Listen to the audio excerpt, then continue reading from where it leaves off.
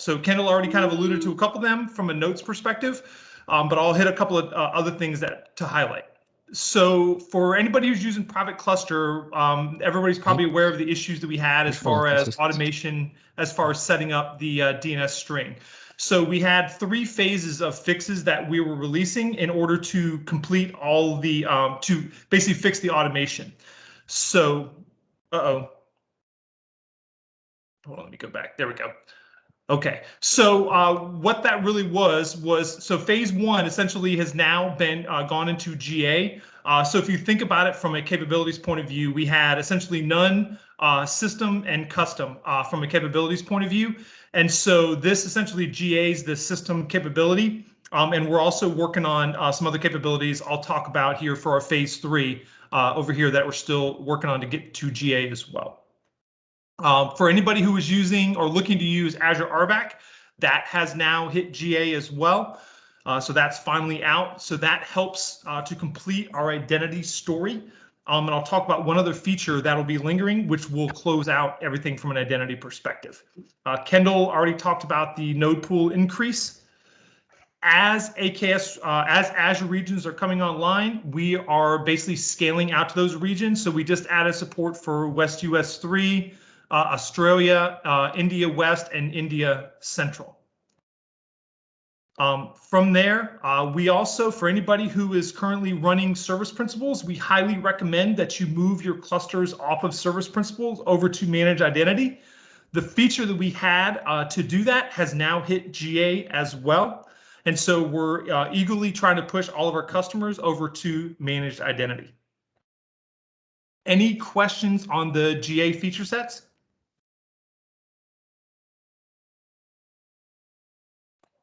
All right. We just announced a new feature that just hit public preview today for removing local accounts. So what this means is that for AAD-enabled clusters, now you can pass a feature flag to remove the local accounts, closing out that backdoor. So this works for existing clusters, for new clusters. You can also re-enable them as well if you need to. So think for like break glass scenarios for AD being down or something like that. But this essentially, once this goes to GA, this will kind of help complete our identity structure. So now you can basically force everybody over to AAD and no longer that --admin backdoor. On the Windows side, user password reset on Windows AKS nodes is in public preview, so that you can run through the CLI and then reset your passwords. Kendall had talked around the secret store. For those of you who are not aware, we for the private clusters, we're trying to make it simpler, right? So we understand the complexity with the network config. So one of the features that we released is something called the Aks Run Command. And so this provides an alternative. So think of like if you're not on the network, if you don't want to deploy a jump host or a bastion host in order to get into the network, this gives a kubectl access mechanism into the private cluster. So the good news is you can secure that with your authentication and authorization mechanisms. One of the things that I'm working on documenting out is essentially using a specialized role for that particular access to make sure that there's no backdoor, right, from a security point of view. But this provides an alternative for your networking configuration. We are also working on open service mesh. So we're getting pretty good feedback on the capabilities that exist there today. We're working on a couple of different feature sets and starting to march that towards GA as well. For Kubernetes user assigned managed identity, we are in the final stages. As a matter of fact, the code should be checked in this week. So I'll be moving that to GA as well. If you look at for our CNI vNext, so for anybody who is leveraging CNI clusters or having the known challenges with CNI and are looking at Kubernetes as an example, we are working on CNI vNext, which we're branding as V2, but it's starting to knock down some of the challenges that we had with CNI. You know, the pre-reservation of the 31 IP addresses per node, or essentially, you know, hard coding in the VNet and the subnet structure. So now in the private or in the public preview, now you can start to scale out subnets. So I've totally filled up a subnet. Now what do I got to do? So in the current CNI, you would have to deploy another cluster with another network topology. Now we're allowing you to scale that out. Very soon, not only will it be subnets, will also be VNets. So the idea there is I could deploy a cluster with my VNet and subnet in tow. Now I've totally exhausted that. Now I could just scale out another VNet, another set of subnets to continue my scaling for my network topology. Kendall had alluded to the automatic node upgrade. That's another feature that's in public preview.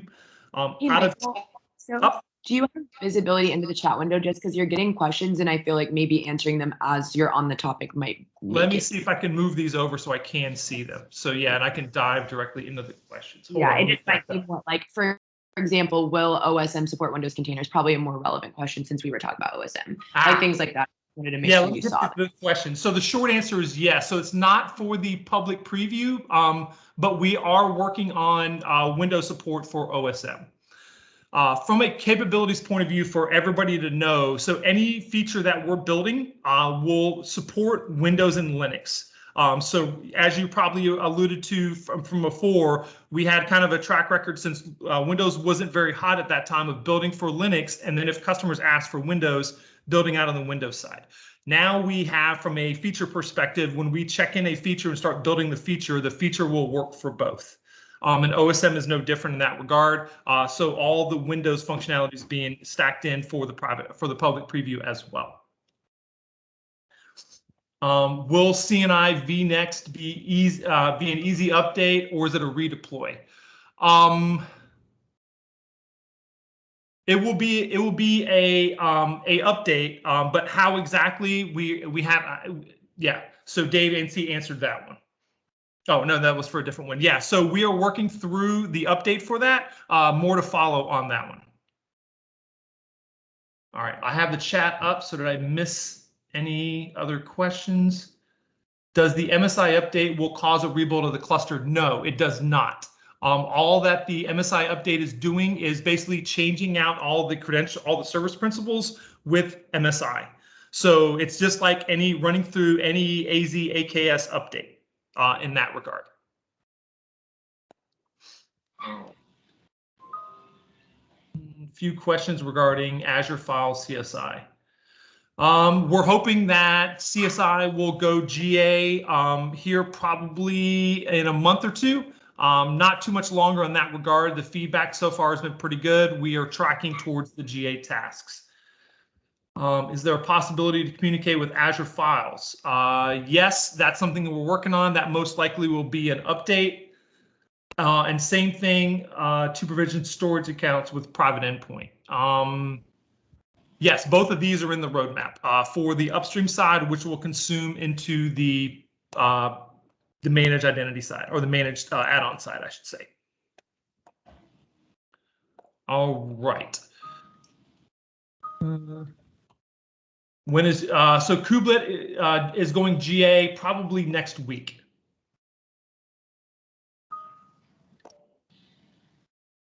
Okay. All right, so support for Ultra Ssd. So that's going to be going GA here in the next couple of weeks as well. We're finalizing those pieces. Integration with Azure Resource Health. That's a cool feature. So, hey, look, my nodes have an issue. There's something wrong with my cluster. I can look at Azure Resource Health and start to see a little bit more information. I'd alluded to the phase 3. The reason that we essentially have this out here and haven't gone GA with this yet as well is we're also working on a public DNS configuration as well, which will override the none configuration in the parameters. I'll talk about that a little bit more as well. But once the public DNS goes GA, this feature will go GA as well. I talked about CSI, secret driver, support for custom logs. For those of you that have integrated your AKS cluster with log analytics and were very surprised by the hefty bill that you got with your log analytics capability, now you have the ability to customize what information is pumped into the logs, which will affect your bill, so to speak. For those of you that were watching as well, we released Calico for Windows, and now we are working on, now we have DSR support through Calico as well. Awesome. Talked about customized node. So AAD, I heard some talk about pod identity. So to give everybody where things are at, essentially we are going to private preview of pod identity v2 next month, and we'll plan on going to public preview within a couple of months of that. So what we're tracking towards is public preview in Q3 and GA in Q4. So those are the timelines we're working against. And now we're just in the process of validating everything to meet those timelines.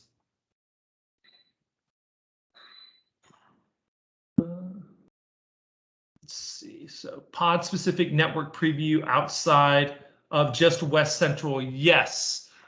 So that's just a matter of the deployment. So we just have to wait for that configuration to be there. But you should be able to try that in just a couple of different regions off of West Central.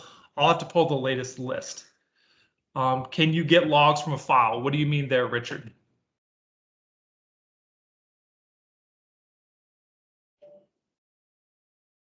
And let's see, for AKS clusters, for extra subnets, and for most likely, I'll have to answer. I'll have to circle back with you on that one as far as the redeploy. I know there's 2 questions on that one, but I will follow up. Yes. So regarding Windows, that's a great question on pod identity. Pod identity v2 will support Windows out of the box. So even for the private preview, so we've already validated that Windows works on v2, even in the private preview. So when it goes to public preview, it will already work on Windows. In order to get it to work on v1, we had to do a lot of backporting, and it would have taken away from the work on v2. So I made the decision to cut the work on v1 and just dedicate all the engineering resources to v2. That also included Windows. All right. All right, so cluster automatic upgrade. Kendall kind of talked about that. I talked about Calico policies. Azure Migrate. So for anybody that has not played with Azure Migrate, they are starting to build out some capabilities for taking traditional VMs, sticking them into Azure Migrate, and Azure Migrate spitting out a Docker container or Docker image that you can now deploy into your AKS cluster. It's still simplistic in the capabilities, but the base engine is there. And now it's a matter of expanding the scenarios and the levels of complexity that you can basically throw at Azure Migrate for it to spit out a Docker container. But the bones are there. It actually looks very promising as far as what capabilities will be there. And this will go really far down the track of basically converting traditional applications to modern applications. If anybody's familiar with like CloudHedge out there, cloudhedge.io, that's kind of like where, from a North Star perspective, where Azure Migrate's kind of looking at from a capabilities point of view. Any other questions on public preview? Does AKS vMemo support automatic import of Azure VM RAID API? Working on that. That is a roadmap item that we're working on as far as the SKU and the tags. Non-managed AGIC relies on pod. Yes, that will be migrated to v2, Zhao. Yes, will the new pod identity be drastically different to use than the current one? Okay, yeah, so let me dive into that a little bit deeper. So if you look at it from a functionality point of view, one of the things we're adding in v2 as well is a webhook to automate the injection of the annotations in the application. So that's where a lot of the things fall short on pod identity v1. If somebody misconfigured a client ID or resource ID, essentially they would never be able to fetch the token from AAD. So what we'll do is this is pod identity v2 is based off of OIDC Federation. So essentially with the AKS cluster, we will deploy a blob which has a document there which has the OIDC URL.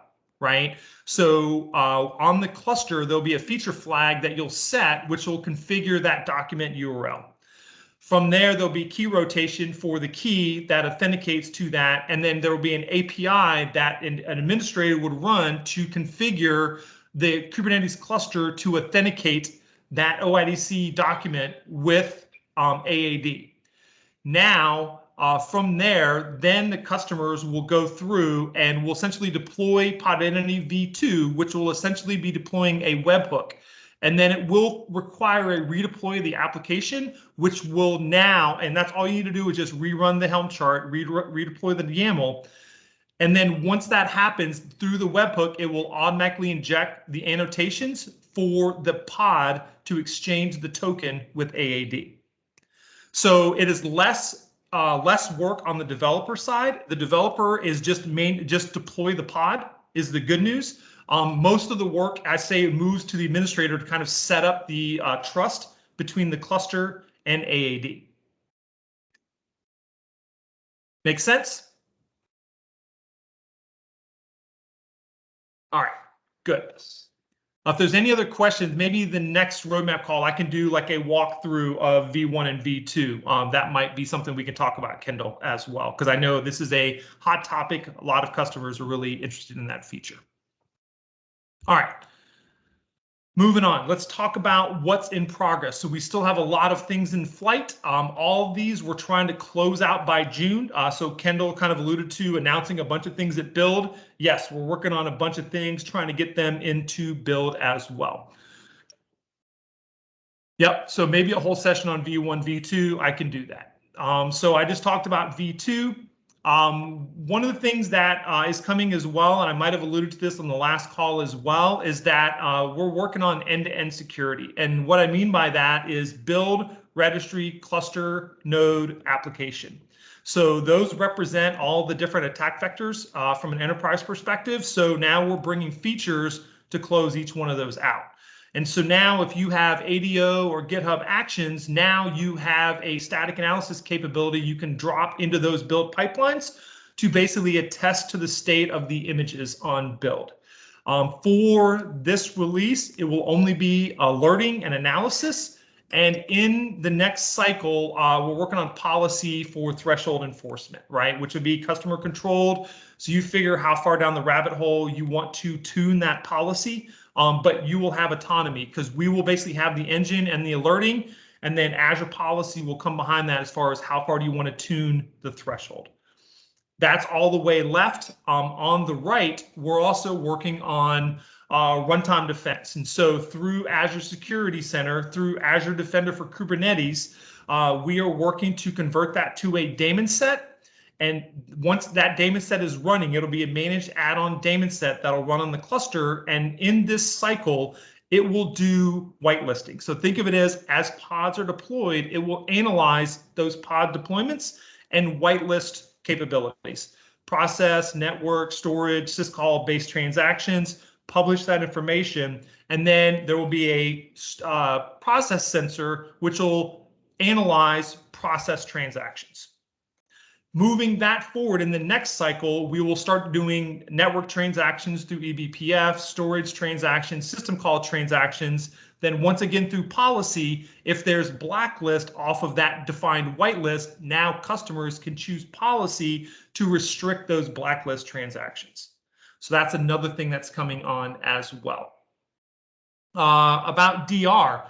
That's a great point. I saw that as well. Yes, so we're looking at OMS capabilities and Valero capabilities. That's something we've actually put on the schedule for the next planning cycle to basically, as you know, from an HADR perspective, our documentation says you want to build HADR, use Valero.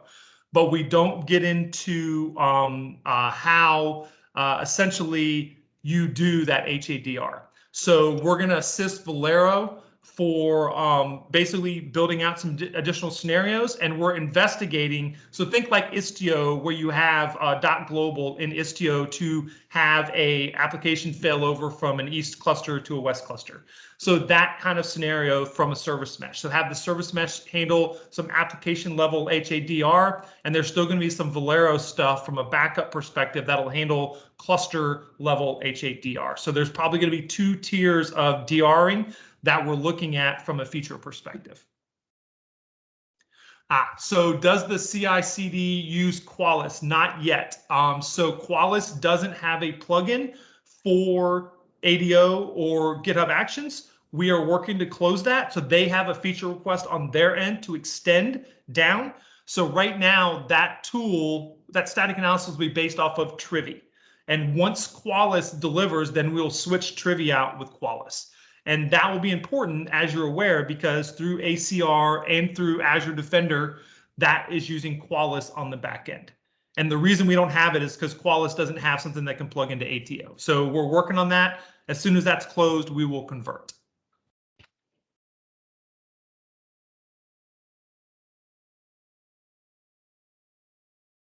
Yes, I don't want to use Trivy either. We're working hard to get on Trivy, but we had to start somewhere to get things in. And then, like I said, so I have 2 parallel tracks we're working on. So we got Trivy in to at least get something going. And then we have a feature request with Qualis to extend down into our tool set.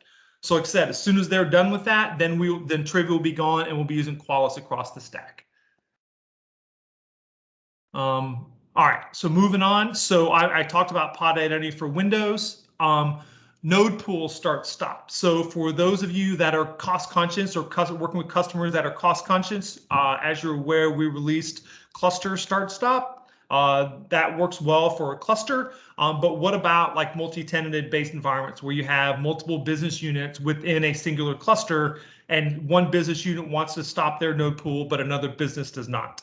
So that's where node pool start stop will be coming in as well. Richard asked the question about running Qualis locally. Yes, you can, right? But we wanted to get the base engine and tooling in place. And then you'll see from a marketing perspective that once Qualis is there from an engine perspective, that I'll have a blog post and other communication will come out about that engine switch underneath. Kubernetes 1.21, we are constantly evolving. If everybody's following, we are moving from a 4 releases per year to a 3 releases per year, trying to thinking about the operational burden of migrating through those clusters. So you'll see some notices about that as well. But I just wanted to figure that was a good data point to kind of bring up. So we will be moving to 3 releases per year. To kind of help alleviate some of those burdens. AKS and a VNet behind a company HTTP proxy. So for those of you that are working with customers where they have an on-premises proxy they want to pin all traffic through, this is essentially setting a parameter on the worker nodes that the worker nodes will route all traffic off of that node through that proxy, right? And so it'll actually be a parameter set on the node pool at the VMMS scale set. So the idea is you can say, hey, look, this node pool is routing through this proxy, that node pool is routing through that proxy, this node pool is routing out to the internet or whatever it might be. So that's what that functionality will do. Cluster scale down. Everybody's aware of our cluster autoscaler. Has really good capabilities for scaling up, and we're mirroring those capabilities for scale down. Can we pre-allocate a public IP before spinning up a AKS cluster? Yes. So circle back with me, Anant, and then I can walk you through that. Support for teleport on AKS. So for those of you who are not familiar with teleport, think of that as caching an image down on the cluster. So one of the challenges that a lot of enterprises have is basically globally deploying a very big image from a pipeline perspective. So obviously, say I've got a 3-node cluster and I've got a 2 gig image. I've done a replica set across the 3-node cluster. That's 3 nodes pulling a 2 gig image from a centralized registry and trying to deploy it. So there could be a lag there depending on a couple of different factors. So teleport for Windows is coming along very well. That's another feature set we will have hopefully in early July as well. So support for different Docker, different root locations, and emitting AKS events through Azure Event Grid. So that's another capability that customers were looking for. GitOps integration. So we're trying to also get better about our DevOps experience, about how you basically integrate a supply chain into AKS. So there's some GitOps work there. There's some bridge to Kubernetes work that's coming up as well. As everybody's probably aware, on the Linux side, we moved to Containerd. Windows we just did a bug bash the other day. Everything went great. We are working on releasing out to public preview the Containerd on Windows as well. And so that will be a feature parity. So for anybody that's looking at application constructs, just know that Containerd is coming on the Windows side as well. Regarding scale, Kendall kind of talked about the 10 node, 100 node. Everybody's aware of the 1,000 node limit that we have. That is essentially a byproduct of the load balancer. So the load balancer can only support so much scale. So in order to get around that, so we are obviously very aware of what the Google limits are from a capabilities point. So what we are working on is with Kubernetes 1.20, now you can deploy multiple SLBs within a cluster. So instead of having a single load balancer that's in front of the cluster, now I can associate a load balancer at the node pool level. And so what this means is now a node pool would be able to scale to 1,000. And now I could essentially deploy multiple node pools in my cluster, going well above the 1,000 metric. So what we are doing is once we get this feature released, we're going to start doing some scale testing and start publishing some additional guidance based off of what we've tested. So what we are trying to test is 5,000 nodes and the corresponding 250 pods per node from a scale perspective.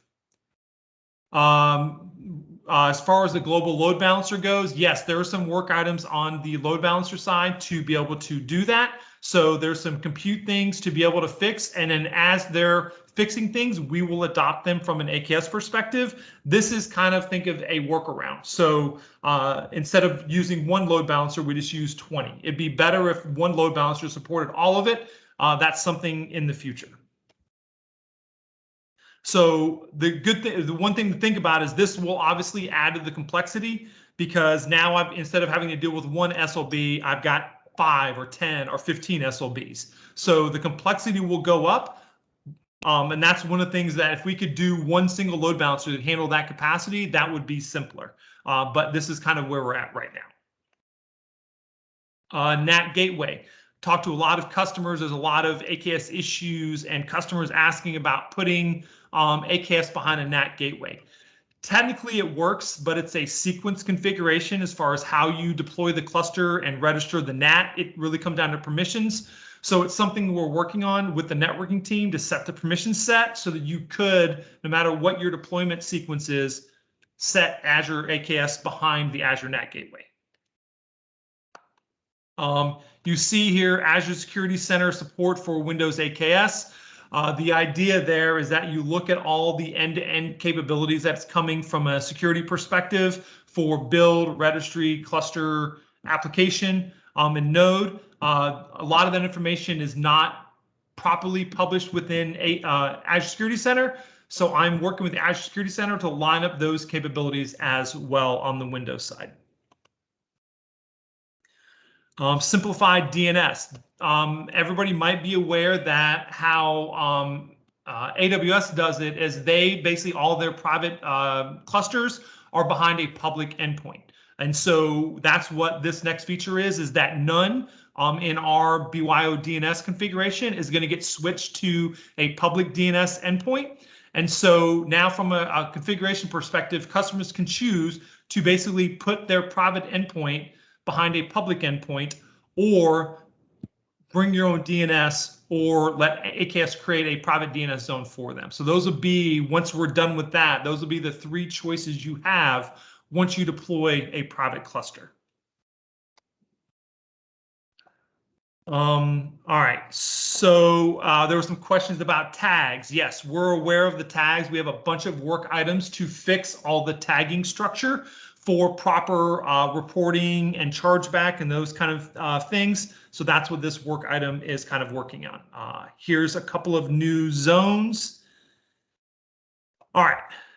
Any questions on in progress? Let's see, what did I miss? So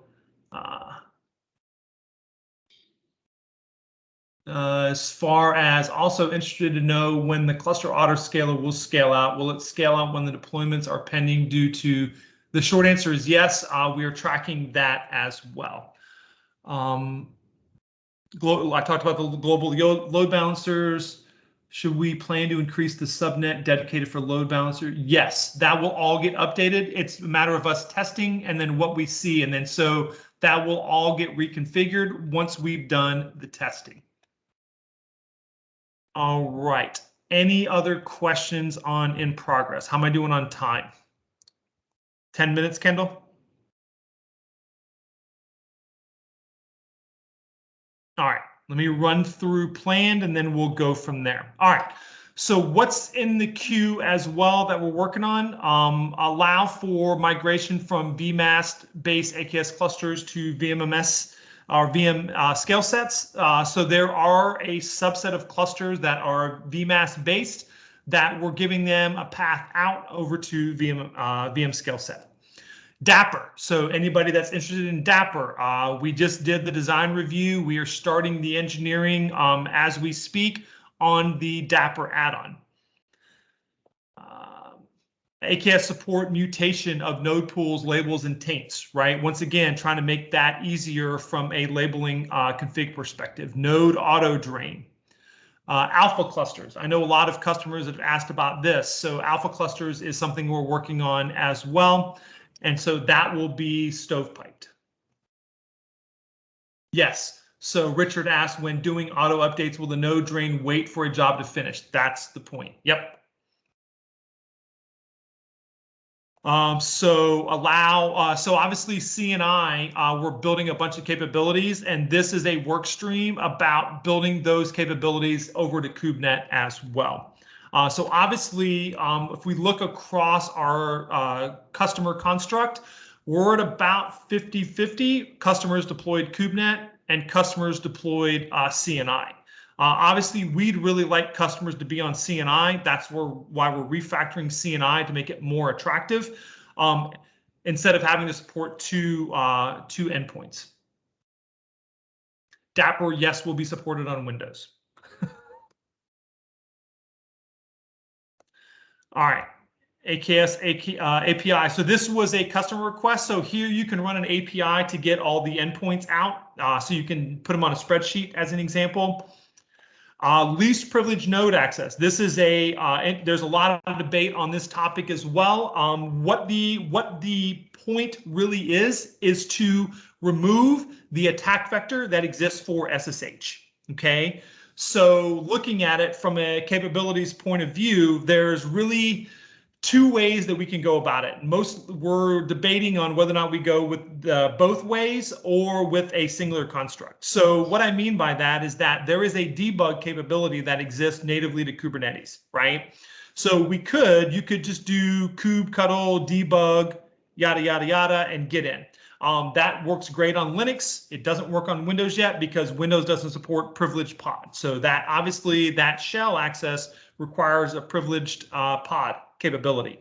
So we're waiting for that. That will be in 122.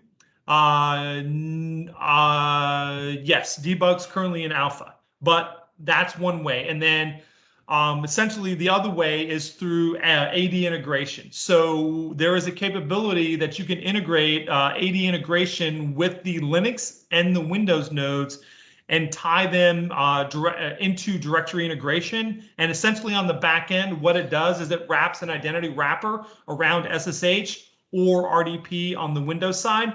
And so no longer is that Azure user able to log in, but it's an AAD-based user. So it's a more secure SSH capability. So that's one option as well. And depending on the scenario, so like if you're trying to deploy a new cluster, the cluster didn't essentially come up, the node's in a not ready state, you couldn't run the debug because the cluster is not actually up, right? But that's where the AD integration comes in, because you could use that to SSH into the node, see why it's in a not ready state. So that's most likely why we're going to go with the two options. Then you can elect from a capabilities point of view which feature that you'll run into. Support AKS for minor versions. So there's a lot of questions around our minor version capabilities. Do we just do 19.6 and 19.7? What if there's a feature that comes in for 19.12? How would we do that? So we're working through those. We had a meeting this week on essentially what that would look like, but that's something we're investigating as well. Notary. A lot of people are probably very interested in Notary. We finally have moved past the development phase, and now we have a proof of concept of what this config will look like. It's really about assigning a signature of an image within the registry.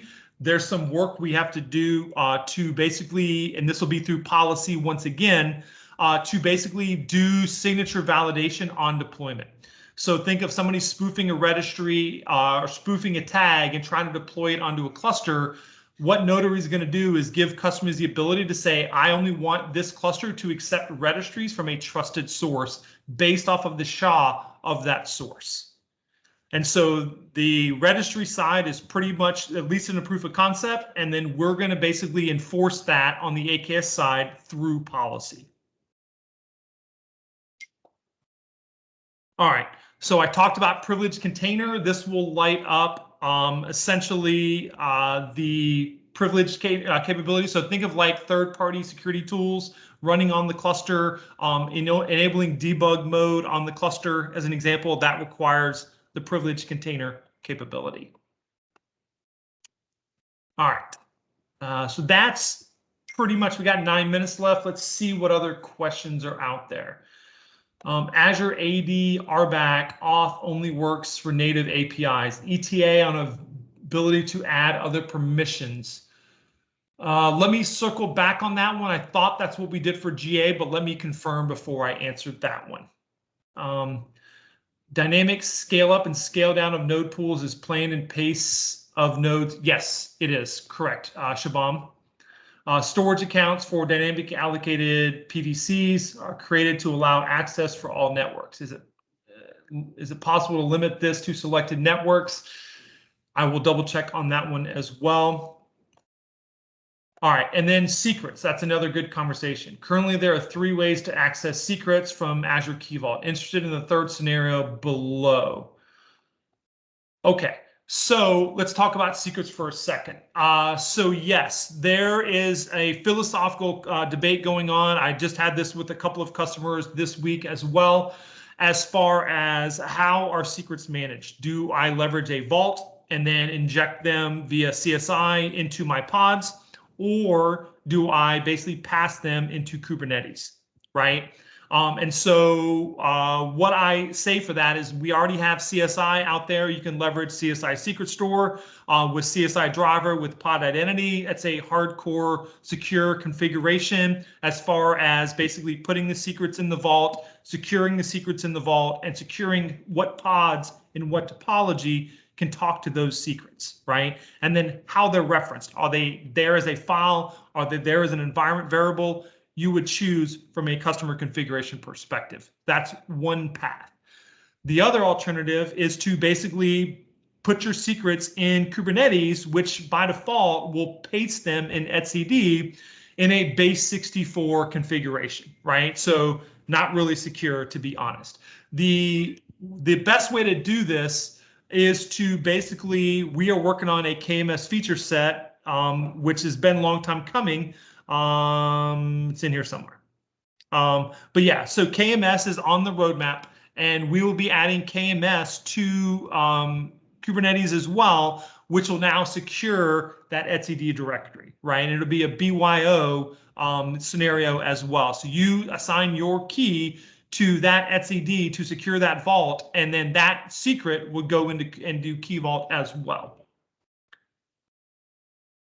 Can secrets rotate? Yes, the secret rotation is handled through CSI Secret Store. Yes. When can we have no user seen system node pool? Oh, so when are we hiding the system node pool?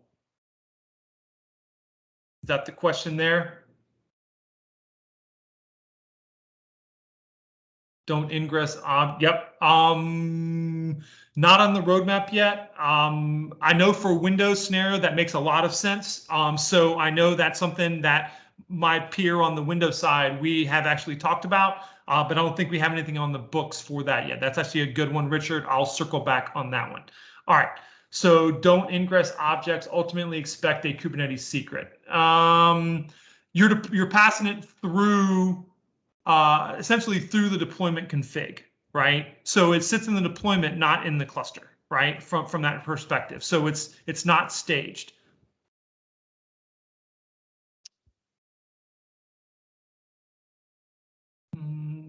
But it depends, right? So it's something we're investigating, right? From that regard. So the short answer to kind of round it out, though, is we are working to encrypt KMS or etcd with KMS. That's something that's coming. And I'll read that, Richard, here in a little bit. I know we got 5 minutes left. Are there any other questions? So I see I have a lot of follow-ups. I'll follow up with everybody when I got time today. All right. Thanks, Michael. If there's any last minute questions, we still do have 5 minutes. So feel free to come off mute if you want to ask questions.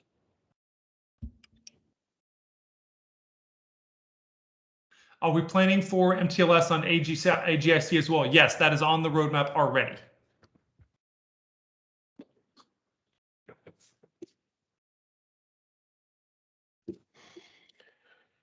Well, thanks, Michael, for your time today. It was great seeing everything in the roadmap here. So as always, if anybody has questions, concerns, wants to present on this call ever, feel free to reach out to myself or Kendall. And as always, thanks for joining.